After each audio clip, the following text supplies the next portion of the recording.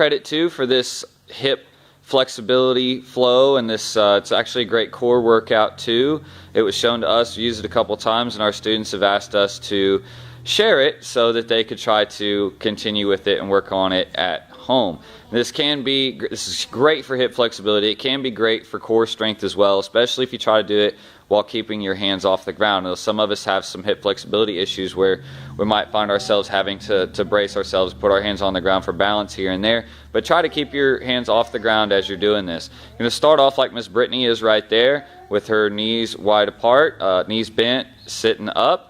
And she's just going to rotate over to one side. And this is how you can tell how far apart your knees need to be. When you rotate over, you hope that the bottom of your foot goes to the top of your opposite knee. So for about 20 seconds or so, we're just going to go back and forth. And we're going to try not to put our hands on the ground if we can. And this is the start. So you would do this for maybe 20, 30 seconds, up to you how long you want to continue each phase of it before adding the next part as part of your warm-up. It also gets your heart rate up, so it is great as a warm-up as well as dynamic stretching for hip flexibility. Now at this point, she's going to start rolling over and then lifting her hips up off the ground onto her knees, forcing her hips forward just slightly. And then she's just going to sit back down without moving her feet, rotate to the other side, and up. She's going to do this for another 20 or 30 seconds, just back and forth. Go.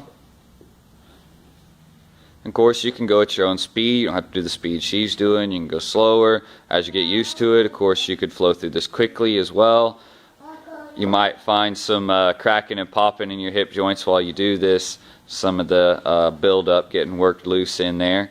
After about 20-30 seconds of that, when she comes up to the top of her position, she's going to start taking her back leg, the one that's still on the ground, and stepping forward and forcing that knee over her toes into a half lunge.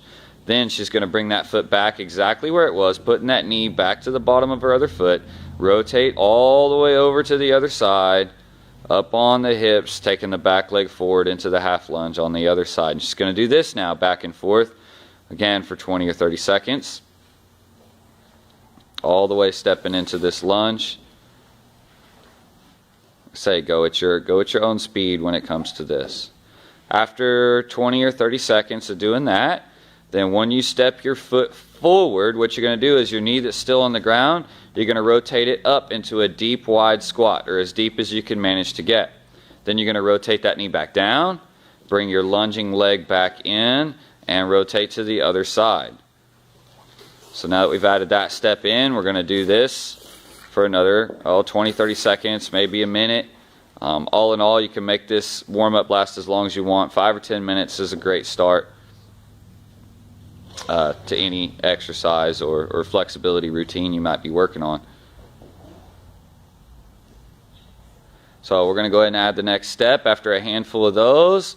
When she comes back up into her squat, whatever leg it was that she moved, in this case it was her left leg that she moved up into her squat. She's going to take her left hand behind her back, set it on the ground, and sweep her right leg over the top, landing into a pigeon stretch.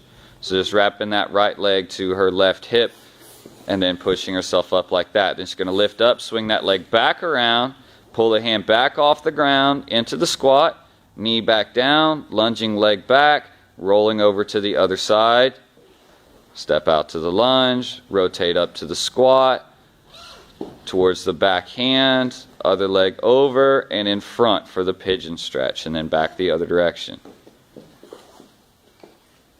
And this part really does add a lot to the core workout when you're trying to come back out of that pigeon stretch and back up into your squat.